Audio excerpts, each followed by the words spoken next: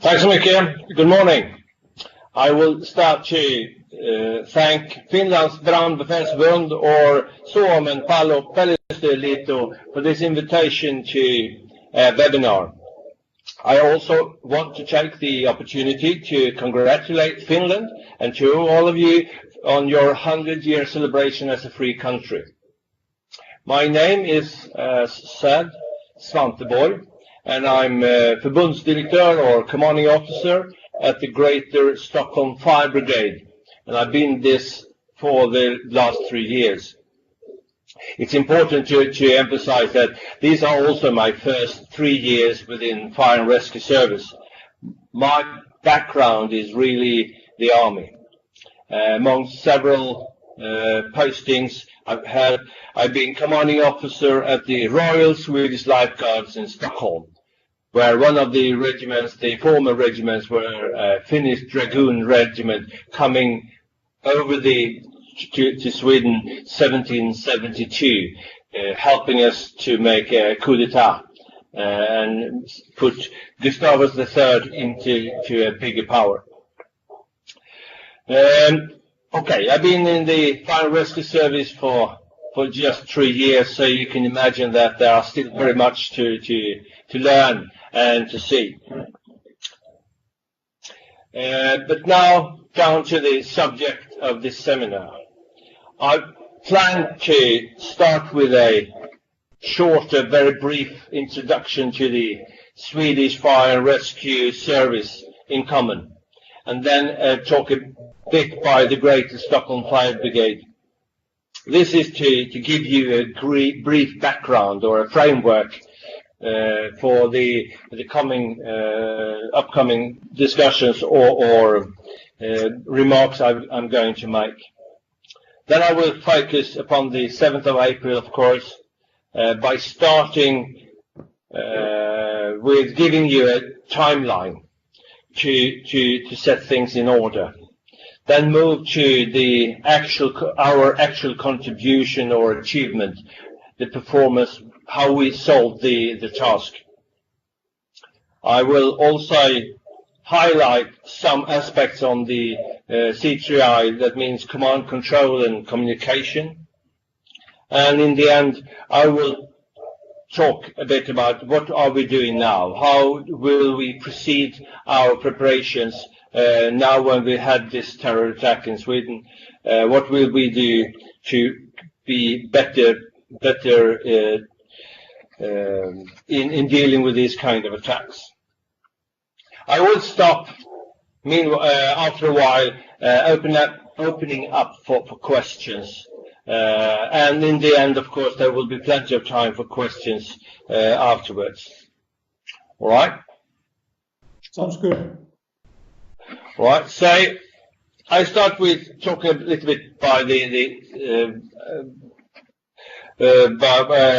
concerning Swedish Fire and Rescue Service. Svensk Räddningstjänst, Swedish Fire and Rescue Service, is a county thing. It's very much in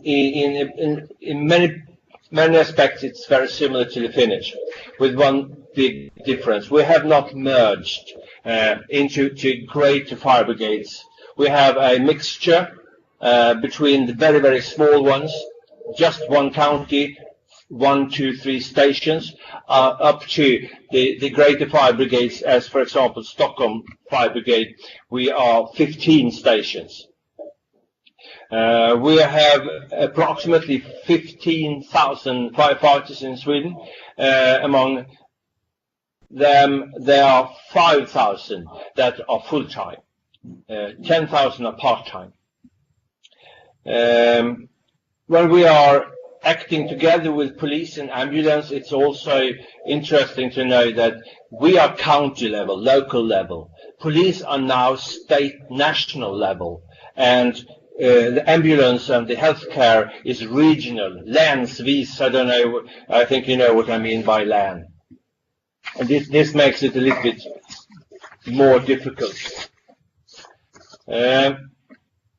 Dealing with this kind of incidents, there is a problem with talking about terror attacks with the vocabulary of a firefighter, because we can't talk about accidents.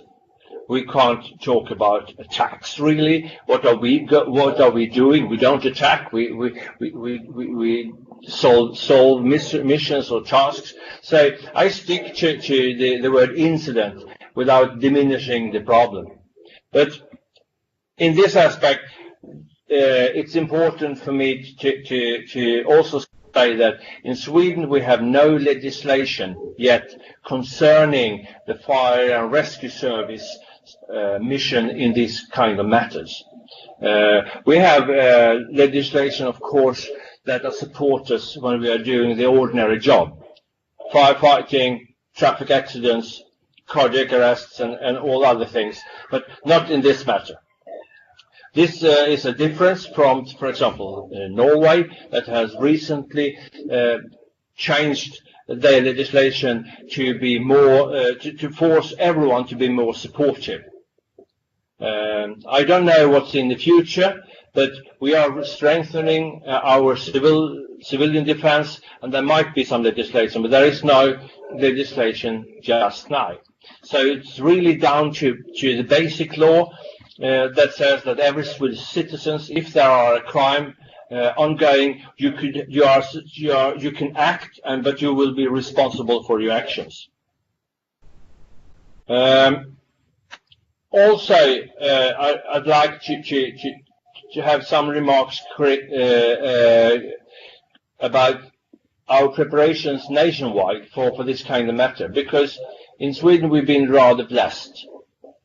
We've been blessed from these kinds of events. If we go back for a couple of years, we had a second lieutenant that went crazy in '95 and shot 7 people and injured 3. We had a terrorist in 2010 that just killed himself, and I will come back to that because this is an important thing, but he just killed himself. And we had a schoolboy in 2015 that went into a school with a sword and killed three teachers and pupils. This is up to the 7th of April 2017 when Akilov raided the Drottninggatan and killed five pedestrians or civilians and injured 14. So this has not really infected or affected the Swedish society. This is my personal opinion. This is not the governmental opinion. This is my personal opinion. I think that we've been blessed. So these terror attacks surrounding us in various parts of Europe has not affected the Swedish society that much, unless for the police. The police has changed their methods of dealing with terrorist attacks, but not the fire and rescue services, not the health care system, not the ambulance system at all. You can compare this with the Breivik attack in Norway in 2011, where there were 77 dead and above 300 injured. You can compare this to Paris in 2015. There have been many attacks in Paris or in France, but if you compare it with the 2015 thing, there were 130 dead and about 400 injured. So this sets a little bit the surrounding dealing with terror attacks and the fire and rescue service. All right, a bit about the Greater Stockholm Fire Brigade. We are Sweden's largest fire and rescue service. We have 15 stations, 2 part-time and 13 full-time manned. We have approximately 520 firefighters within the actual force in the units, and we have a readiness of approximately 92-94 firefighters 24/7. We are owned, or we consist of 10 different counties, with Stockholm City, of course, as the biggest one. And we are situated both on the mainland in Stockholm area and also on the archipelago surroundings. We have also we have one command and control central, an alarm central that deploys all our units. We have approximately 10,000 incidents per year that we deal with. We have a cooperation ship with 6 other fire and rescue services surrounding us. That makes this a rather big fire and rescue service because they are all dispatched from this command and control central. We have the we call unified command over almost I think 91 fire stations. We have 12 mobile command units to support this, and this makes this rather big in comparison, for example, with the London Fire Brigade, which has 105 fire stations. So this is the surrounding discussion talking about organizations. I have to make a quick remark in preparations first, because then I think that you will understand what happened on Drottninggatan a little bit easier. A couple of years ago, meeting with the Nordic fire chiefs in Copenhagen, for example, Simo Bäcksten, that I met a couple of times now, we talked very much about preparations for us in at terror attacks, how to take higher ambition dealing with the consequences. But we talked also very much about how we should act when there is a ongoing deadly violence. We because Norway has a new system called Cleaver.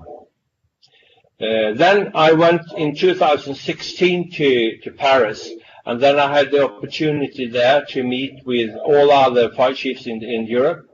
And I talked very much with the French, the Paris and the London and the Brussels fire chiefs. They were showing what they had done in preparations before their attacks. They showed us movies and we discussed very much in detail the attacks that then had occurred in these countries.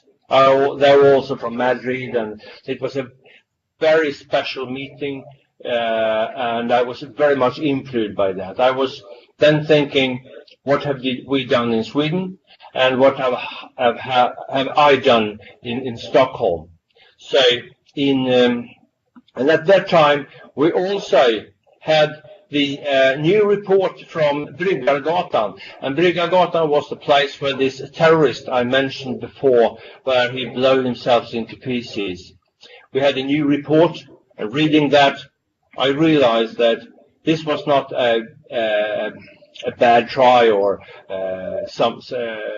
it was really 90 seconds or some small wire that had burned or something like that. It was a little bit too complicated bomb to explode. If he had succeeded, and he was so very close, that we would have had hundreds of killed and many hundreds of wounded of these 2 bombs that were set to work. I realized then that we were blessed at that time in a way that we couldn't really imagine. So with this in my luggage, so to say, I was very much influenced that Stockholm Fire Brigade,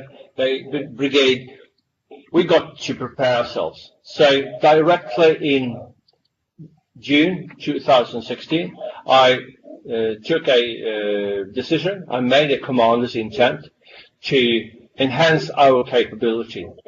We directly started to train on mass injury with this kind of casualties, with this kind of wounds. I bought equipment similar to the equipment in Paris, tourniquets to stop heavy blood loss, for example. And we started directly in that summer to train. And I went also to the Stockholm police and started a cooperation.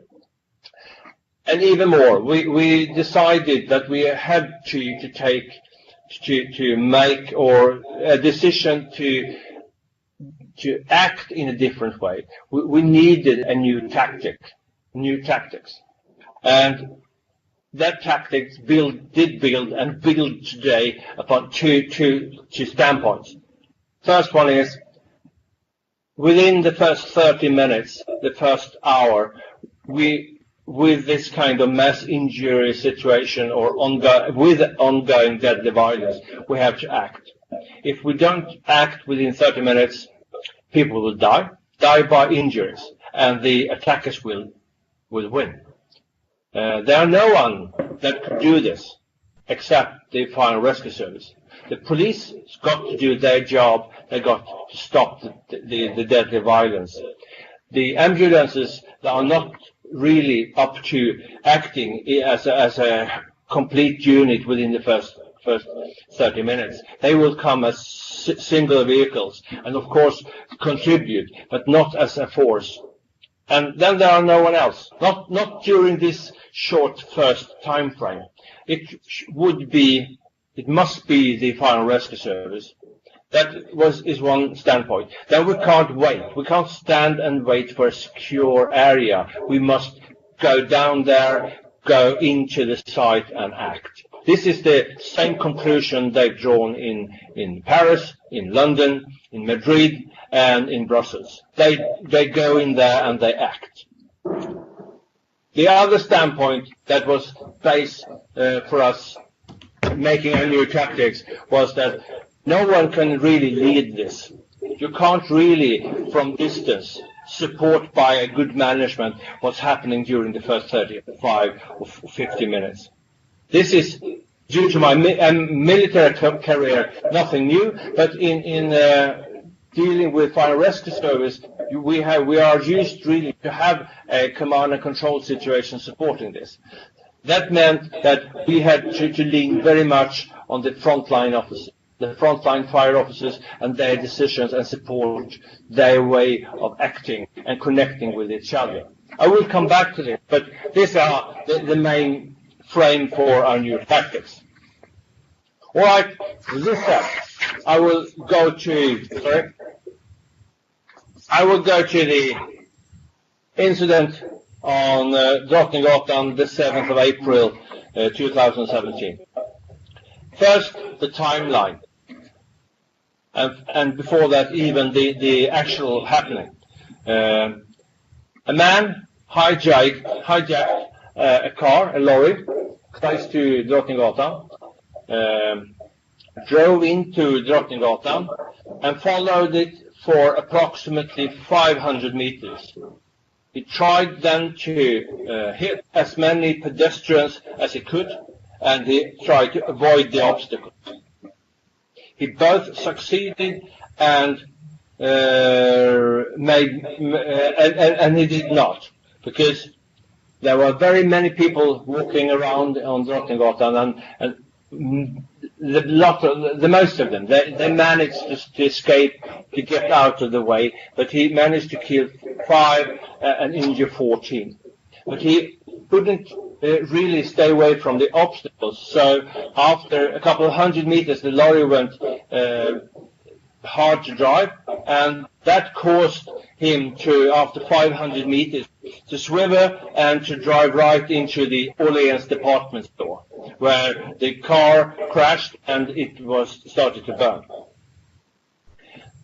There was a life-saving phase for approximately 1 hour, and then we had a 2-hour phase for supporting the citizens in various ways, and by 1800 hours or so we could withdraw our units, except for the units taking care of the lorry. I will come back to that. But the main operation for us diminished very much from 1800, where at that time we could go back to prepare for basic readiness, and we could also start the debriefing. Start to debrief all the units, which was very, very necessary at this moment. This was the Fire and Rescue Service. We went down after a couple of hours with our readiness or with our actions. the police continued to look for the villain, the terrorist, and finally they found him. Stockholm City, they went the other way. They started in a very low mode, and then they had more and more actions taken, because the thing that really implicated problems for the Stockholmers was that we shut down the entire transportation system. Every train, every bus almost stopped. We did this because we didn't want to open up more areas for terrorist attacks, but also to make people not gathering together. Whether this was a good decision or not, we have to see when the final results reports are coming in. But Stockholm was then emptied by foot, and this was 1,500 hours, 1,700 hours on a Friday after work. So everyone was leaving the Stockholm city by foot. There are very special movies showing this. Okay, this is the time frame. It was very quick, as you can understand. Then down more in detail to our performance. The first alarm we got was 1453, as I said. It was concerning then, at that time, an accident, a traffic accident between a truck and a pedestrian at Drottninggatan. We did send out a standard operating procedure, a fire engine, to take care of this. At the same time, just a couple of minutes, there were several reports, several alarms about various strikes or accidents on Drottninggatan by this lorry. At that time, we anticipated that this is a terrorist attack, and this was also used as an information to the units when we deployed them. There was going to be a total of 4 full-time stations and one of our newly formed tactical units on the scene in the end. A rather heavy unit altogether deployed on Drottninggatan. We did split the incident site into 2 sectors. One sector was concentrating on first aid and taking care of civilians, and the other was concentrating on the truck fire and dealing with that. Rather quickly, if you remember the time frame, we got things under control in the first aid sector, if we call it that. That depended basically upon 2 factors concerning our units.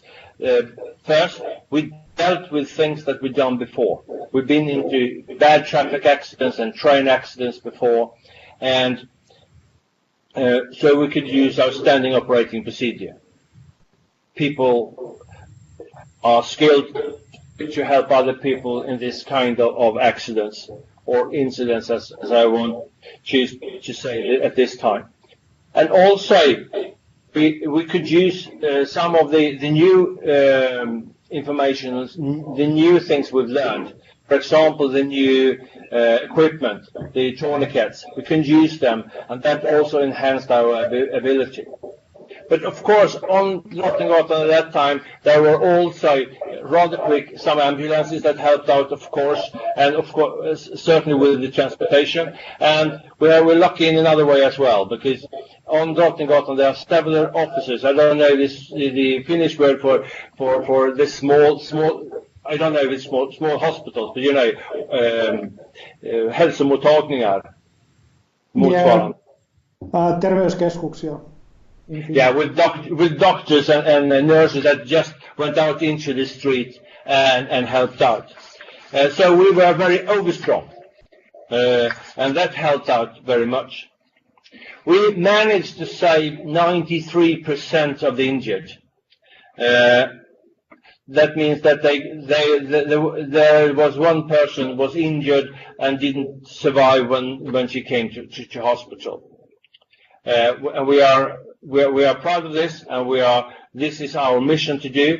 But we have to put in mind that in a comparison, we were very strong. In Paris, at the Stade de France and the Bataclan incident, there were 7 hits in 55 minutes, if I'm correct, and they managed to save over 400 injured people with a rate of 98%. And that is something for us to really discuss and take into our further preparations, because we were strong at this time. Next time we don't know. So into the first aid sector. After the first aid operation diminished or stopped, the work changed more into guidance of people, talking to people, helping people to deal with the situation, and helping them to leave the incident area. Our units went from door to door, trying to locate people. People were hiding everywhere. People were hiding into cellars, into shops. They closed doors. We knocked and helped them out. And people were in tremendous shock. And the Drottninggatan was not looking good. There were traces of both humans that were injured and oil and wrecked obstacles and everything. So we helped people during the upcoming 1 or 2 hours. For example, we had 9 school classes hiding away in the cinema. When the incident started, we said to them, shut the door, serve more Coke, and put on the popcorn machine to keep the kids happy or not as afraid. But we helped them out. The firefighting action was very much concentrated towards the truck that ran into the department store. At first, we were very afraid that this would cause a huge fire, because it ran right into the what's called perfume avdelingen, and they are it's rather easy to start a fire in that kind of surrounding. But basically, very quickly went down to a very simple extinguishing job of a truck. So, as a firefighters, you know that this is a rather, even though it was unique, the actual action was rather small. One truck on fire and amount of people that we could deal with because we were very strong. The uniqueness of this incident and our operation was, on the other hand, that it was totally characterized by the anxiety for further attacks and further blasts, and also huge threats of shootings. There were very many rumors going on and reports going on. We had constant media coverage, and there were reports coming from the police, from the hospitals, and from our own organization. There were continuous and confirmed reports all the time of threats during the first 2 hours. They talked about shootings, new attack scenes in Stockholm, close to us, and on the other side of the city. And there were at the time many searches going on in the department store, because they thought the villains or the terrorists would have run into the department store. And the department store was searched a couple of times from various police forces. There was also a great deal of uncertainty about the truck itself. Was it secure or was it unsecure? Were there bombs attached to it or not? Around this lorry, in the end of the incident site, there were firefighters, police technicians, bomb technicians, regular police officers and special units all the time during a 1 or 2 hours, dealing with various things and not so very much synchronized, I would say. At one time, the police wanted us to open up the truck. We have, means to do that. When we did that, there was a bag falling out of the front seat, containing things that looked very similar to a bomb. Canisters, wires, and so on. It was not assembled, but it looked very much as a bomb, and that caused a great deal of problem for us. But it didn't explode, and what it was and how dangerous it was, we will know first when the final reports are published. This is the Drottninggatan area, and some details of how we performed the operation.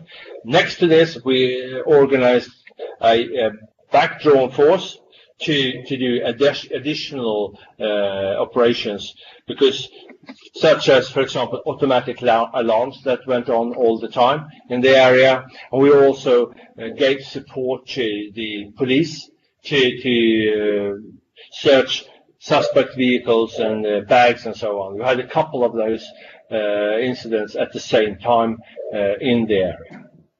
So far about the actual incidents and the actual operations. I will make a quick stop here, and if there are any questions, but there will of course possibility to put the questions afterwards. So I'll make a quick stop.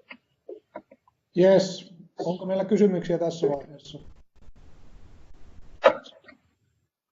We don't seem to have any questions, so please continue when you are ready.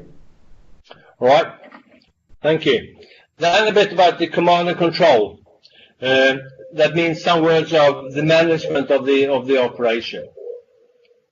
We basically followed our new tactics based upon speed and self-organizing our troops in the front line. I don't know if you have the same expression in Finland, but we have something called K as a start point and K plus. And we have our tactic is formed around K to K plus 60, quarter plus 60. I don't know if it's the military or if it's also used in the Finnish fire and rescue service. But the first hour, and we focused on that. We hadn't at that time really implemented our tactics, but I was very lucky. Many of the commanding officers of various levels had been with this, had been in the working groups making the new tactics. For example, my chief of operation, chief of staff, and so forth.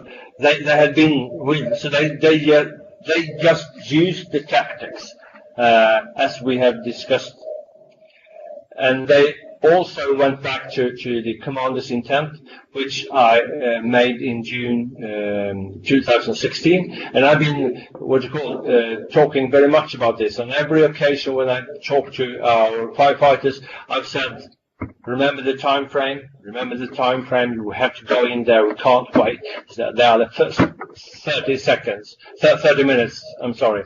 They are important. So they used it. They also, according to our way of thinking about the situation, they enforced the frontline command structure by sending in more fire officers, because it was for us. It's called a battlefield fog in the army, but it was we had a smoke screen. Really, we could anticipate what was happening on Drottninggatan. Sometimes we got contact on our radio system, the rocket system. Sometimes we could talk on mobile phone, but the first 45 minutes was the command structure not able to function all the way through. So we said to ourselves, or my commanding chief of operations, they said, we have to support, we have to enhance their capability. So they sent them in, they disappeared in, let's say this is a little bit like a picture, but they disappeared into the fog, and they came out on the other side, and then on the other side they formed into a good structure. This was not easy. This is the first time we've done that, and they caused some problem. But after a couple of minutes, they could be strong enough to deal with various way of commanding units, and also to communicate with other units, for example, ambulances and police on the scene. It was a very good decision. It took us about 45 minutes to establish a solid connection between the front line and the command and control center. At that time, immediately, we also strengthened the management on other levels. We immediately reinforced the strategic level and the operational staff. That means that we strengthen the staff capability on our command and control center, and we also build a strategic staff here at our headquarters. We did this because of all the things that we heard and that we didn't heard, and the things we didn't know. We didn't know about the injury. We had an insecure injury mode. We didn't know if we would have firefighters killed or injured at this point. We heard about multiple shootings. We heard about spreading of the terrorist attack. So that's why we increased the staff capability. In reality, there was no need, because as you understand now, the attack diminished very quickly, according to this. But we pushed the button, and it was very good, because then we had the capability to deal with things if it had gone even worse. And we will do this. This is one of my real learnings from the attack. I will do that next time as well, because it gives you a bigger power. We also appointed, we have an area operation which is rather big. We formed a smaller area operation, especially concerning this terror attack, and we called it RED. And the commanding or the chief of operation he continued there. Then we made all the other parts of our area of operation, we call that green, and we appointed a new chief of operations to deal with that. As I said in the beginning, we have 10,000 incidents a year, and together with the other fire and rescue services, there are 20,000 incidents. So, of course, there were incidents, traffic accidents, fires, that is ongoing. And we dealt with them with the new operating officer, chief of operation, in the green area. And we solved it, and we managed to do so. We didn't lose our readiness. We also, of course, went into a cooperation with other staffs, police staffs and the regional staffs, the county administrative board, and so on at this time. We managed to solve the situation. We managed to perform our operation. I'm pleased with what we did. And down to basic facts, we are convinced, I'm very much convinced, that the success, even though people died and were injured, it was really a good performance. It depended essentially and utmost on a fast and courageous and flexible decisions by frontline fire officers and firefighters that dared to do things that they hadn't done before, acting in this environment. They dared to listen to the commander's intent that the time frame was vital, and they said, I've seen the movie, or they said, I've listened to you, we have to make difference. That's the base for our success. What effects higher executive staffs has on the incident or the operation. I think it's a minor effect, but we have to evaluate that as well, because next time we might not be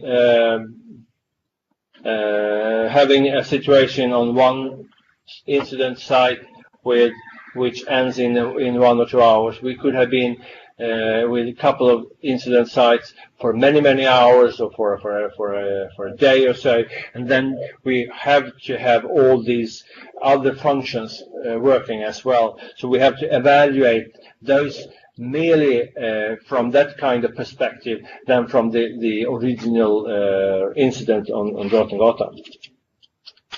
Right, that was some thoughts about command and control. Any questions so far? Not so far. I think that we'll wait until the end. It seems that we are starting slow here, so please continue. All right. Okay. In the end, what are we doing now? We are in progress by training to fulfill our tactics. We have an agreement with the Stockholm police, a written agreement that we should act together and how we should do. We have a joint action report based on what we have to do, and we have also an activity plan connected to this. And we are following it. We are training now. We start to train before in June, and now we will increase the training. It will be some kind of educational stare with a movie that talks about what are we, why do we have to do things in a certain way. We are also train people because we are not buying equipment, protection equipment. We think that we can't rely on that. We must rely on the behavior of our units on the scene. So we will still be ordinary fire and rescue service. We will be kommunal svensk räddningstjänst, and we will not be soldiers. But we have to deal with the fact that there might be people wanting to hurt us. So instead of, if I give you just one example, my firefighters coming to an incident, to an accident, they always walk out in the middle of the square, getting a perspective of everything, and then they deal and talk how to solve the problem. Now, when we are coming to an incident site like this, we act in a different way. We cling to the walls. We send out scouts to check the area before we're coming in with the lorries, the engines. We do things to minimize the risk, and we are preparing ourselves for that. And that's one of the basic trainings that we are now performing. And we will train every unit in Greater Stockholm Fire Brigade, first by ourselves, in the end of the autumn with the police, and then with police and ambulance in the spring, in the greater exercises, together, supported by the military.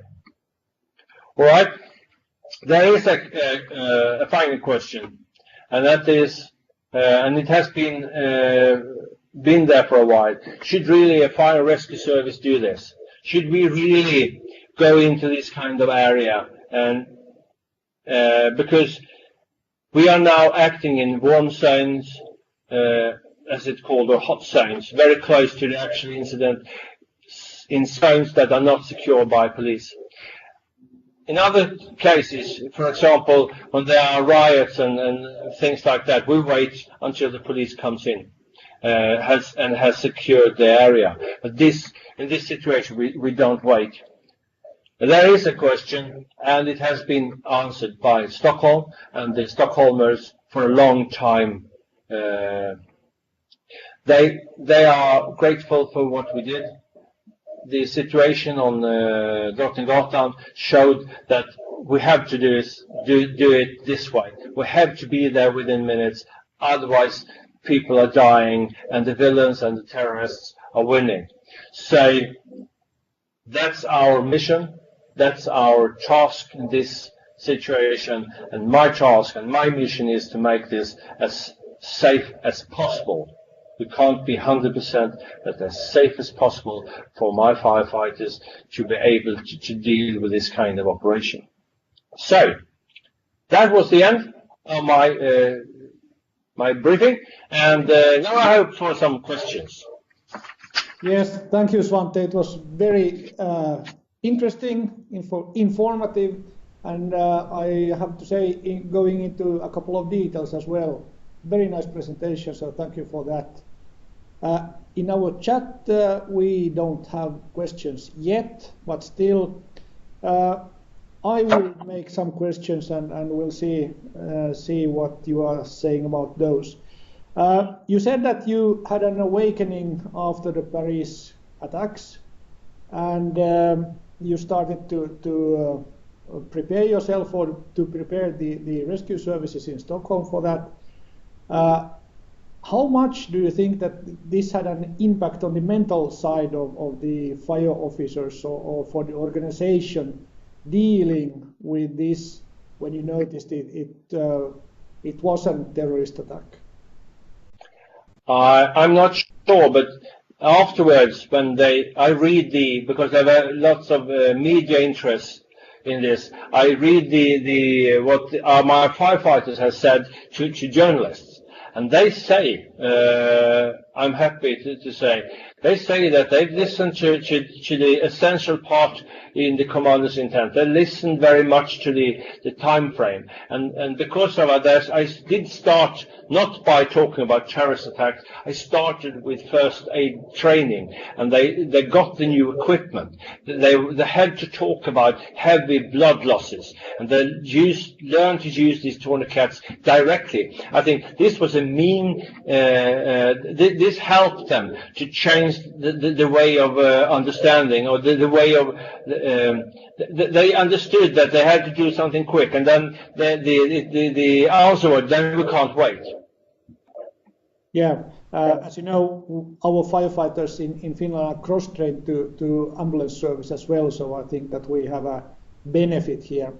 Now we have a question, what you just touched upon, saying that what kind of role did your fire department's communication unit have in this operation? As we know, social media is very fast, and we usually have big problems in keeping up the pace. We are used on 3 levels. At the first, there were no need for communication support, communications officer at the site, because we were not at that time bothered. On the command and control central, we picked out one officer to deal with all the questions that came to the central. And in just half an hour or so, we also got hold of our communications director that put up a strategic communication cell in headquarters, and they divided the various tasks between them. So we took away, as fast as we could, we took away all the informations that we had to give to various politicians and everything. We took that away from the command central, and we made all the press releases and everything we made here at the headquarters. You know, the Stockholm was also blessed with that this was 1,500 hours, because people were very much at work, and we could use various units or enheter to solve problems. It would have been a different thing Sunday morning at 9 o'clock. Absolutely. And did you have any kind of joint information, I mean, between the police, between the city, between the ambulance services and so on, or did all of these departments, entities, give their own information? We had a joint, a mutual, bilateral communication with the police. because we sent a liaison officer to their command central. But we had also very quickly a staff, let's say after an hour or so, we had a joint staff for dealing with samverkan. I don't know the Finnish word for that. Yes, it's yhteistoiminta. Yeah. Yeah, with that we have since many years back a possibility to create such a staff, and we did that. And in that staff we shared information, of course. Yeah. And they supported also the region with mutual information from all the actors. So that was functioning very well after, let's say, 1 hour. Yes. We have here a question about special gear. I mean, we are talking about personal protective equipment like bulletproof vest, but I think that you mentioned that you are not going to buy any bulletproof vests. No, if we are going into detail, there are no such things as bulletproof vests that we can use by working. Bulletproof vests are huge, heavy things, and you look more like a bomb technician. I'm sad to say. You can have flak jackets, and they really cover your main parts of the body and the helmet, and that's for splitterings. And I've talked to other fire chiefs, and if this is happening like this, we can't have that kind of equipment along all the time, and we can't have it on us all the time, and instead we have to change the way we are acting. And for example, we have to be very close to the police. The standing operating procedure is that the police is doing their job and we will be here. Now we have to be very close to the police, and even though terrorist attacks are horrible, there are some kind of logic. If you've got a police officer standing right in the middle of your unit, that will be a place where a terrorist attack, a terrorist can't really fulfill his mission or her mission, because they want to kill unarmed people en masse. And if you have a police next to you, that will give you a cover or raise the safety. But this is a question. This will be discussed continuously. I believe so, and if I'm not totally wrong, I heard that in Paris they have some new standard operation procedures about going into the hot zone or not, because of some incidents with bomb vests and so on, where emergency medical service personnel almost blew themselves up. Have you heard about this? Yes, I've heard about this. They're called special extraction groups, yeah. And that's next step, because they will act with the most of the units as they do now and as we are going to do. But then they have special units. Then they are equipped specially to go in to be with the police in the hot zone, and that's why they're carrying flak jackets and so on. And we have to remember that the French or the Paris fire and rescue is a French Army Infantry Brigade. So it's a little bit different. That's a bit different, yes. Going back to the beginning, you said that the first 30 minutes were a bit of in smoke, so to say. So how do you feel? What was the feeling from the first line officers? Did they get enough information from the police, or how was the front line between the police and the management, command and control in the front line in the first 30 minutes? There were not enough cooperation between the police and our firefighters, because we had everything up on the table to start the training, to start the more deeper discussions with the police on the lower levels. We had that ready the 4th of April. We had the decision, the agreement with the police ready the 4th of April. We had the union negotiation the 4th of April. So we hadn't started that kind of cooperation yet. So it wasn't functioning that good. But the thing they know from our briefings was that they couldn't really rely on information coming up back from our central. They had really to rely on this themselves. But this is the thing that we have now to concentrate on, because it was not as good as it could be, and it was really down to that it was one site, one terrorist, and that we could solve the operation so quickly, that managed the system in a way. If there would have been more terrorist sites or attack sites, or had been more terrorists, this had been a huge problem, I think. Absolutely. Whose decision was it to close down the city of Stockholm, so to say, by the trains and tunnelbana and so on? It was the Stockholm what's called transportation system. They took that decision. And did they take that decision based on the request from the police, or they did it by themselves? I'm not sure here. I think that we have to check this, but my opinion is that they took this decision by themselves. Okay. You mentioned that you did deploy 4 stations, and if I did hear correctly, 1 tactical team. What kind of tactical team do you have for this? I have 2 tactical teams on service May to September to May. They are pump engine 1+4 that are used to do various things. One of the main things, if nothing happens, I put them into a station, then I can withdraw an entire station for training. So, but I call them tactical units because they will be able to move in our entire area. And they were on duty, so they could go in as well. Okay, thank you. You said as well that Stockholmers and commuters were shocked. Of course they were.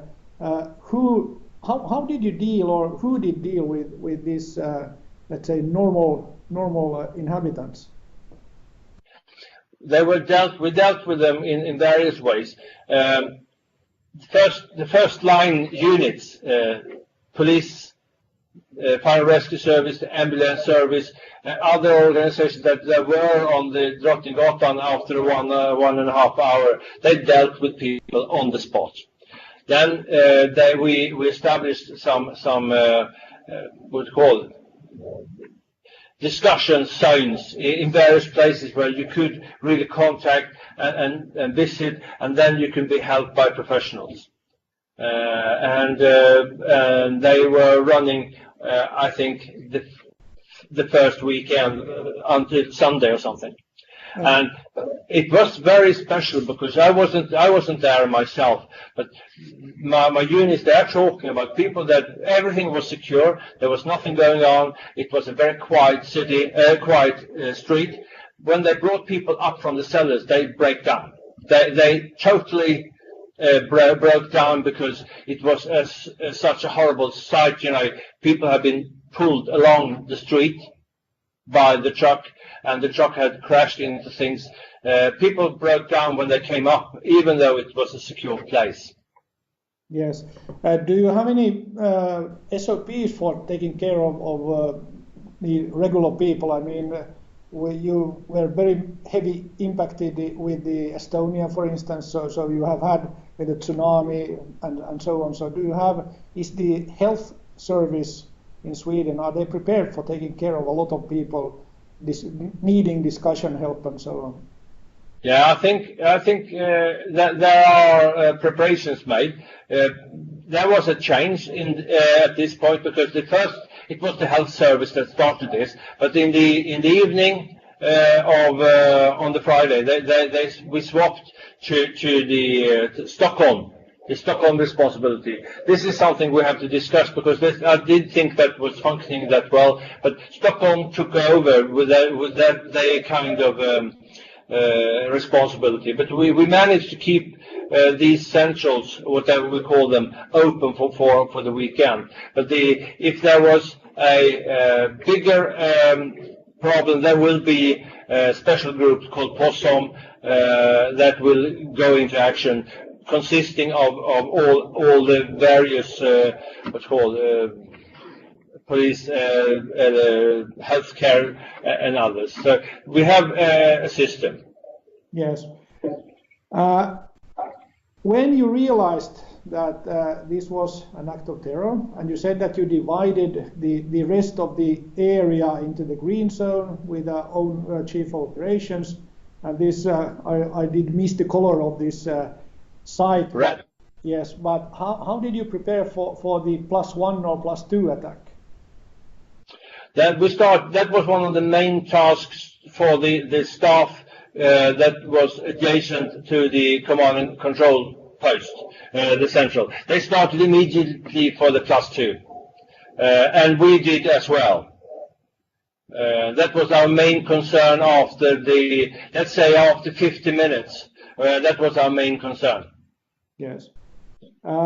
Going to the EMS part again, as you know, we have a very close cooperation. We are a lot of or all rescue departments in Finland are taking care of ambulance service in some form as well, and we have a very good cooperation with the landstingen or hospital areas. How do the hospital areas or landstingen in Sweden look at your preparing to take a bigger role into this first aid or the first minutes of a big incident, taking care of people, I mean wounded people? This is a discussion that will come, because they are a little bit curious about what we are doing. There is a discussion whether we are performing healthcare or if we are performing first aid. There will be a discussion. I've heard about it. There is, I think, there will be a debate about this. That this is something that really belongs to the healthcare system, the ambulance system, and so on. And I wait for that discussion or that debate because to come. But I will not wait to take action. So I think we are a little bit ahead of everyone, and I am sure that there will be questions put to us why we're doing certain things, but I will not wait. I'm following merely the way of thinking from Madrid, London and Paris, and I'm waiting for the Swedish society, if I say so, and to waken up. Yes, and my personal opinion here again is that we don't need any silos when we have a major attack or a major incident. We need to use and utilize all resources we can get, regardless if they are from healthcare or police or rescue service. So we have to work together. We have a question here that, saying that do you feel that you were prepared enough, or what is the most important lessons identified or lessons learned here? Let's say I'm very divided in my heart. I know that we had prepared ourselves in a way, and we performed. We managed to lead and command our operation, and we saved people, and we really made difference. But on the other hand, I know that if it would have been a continuous attack, if it would have been something like the Stade de France or the Bataclan attacks, we would have had so much problems. So I think that if it would have been something like that, we hadn't been prepared enough. So that's my main concern now, and to prepare us for something like that. Yes, and in preparing for that, you mentioned that you are starting to train and to train together with the police. Maybe as a kind question, when you have started this, I think that at least some from Finland would be very interested in listen to you, or maybe even participate in these courses, because I think that we are not thinking enough about this yet, since we haven't had a so-called terror attack yet here, but it's more or less when it comes. So. Of course, I will be obliged to invite you to do this. But I have to say that we have really, this is such a new thing, so we really have to start with ourselves first. And the real cooperation, the real training with the police will start in the end of this year and be mostly on the spring 2018. But I will certainly invite you if there is an interest. I'm sure there is and there should be an interest about this. So we don't have written questions in the chat forum. I'm very pleased with your presentation. It was very interesting. There would be a lot to ask on face-to-face. For my side, I really want to thank you for giving your valuable time to give us an overview of what happened, what you have learned, and how you are going to continue with the work in this matter.